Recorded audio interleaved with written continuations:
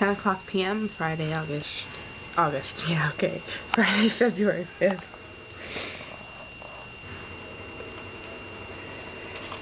And there was not this much snow out there 2 hours ago. It's been snowing non-stop since 4 o'clock p.m. today.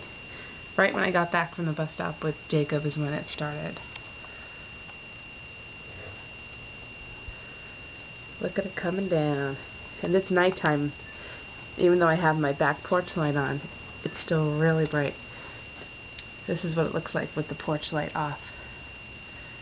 And it's kind of bright for evening because the snow is reflecting any tiny amounts of light that are out there. Pretty neat. Let's go to the front yard.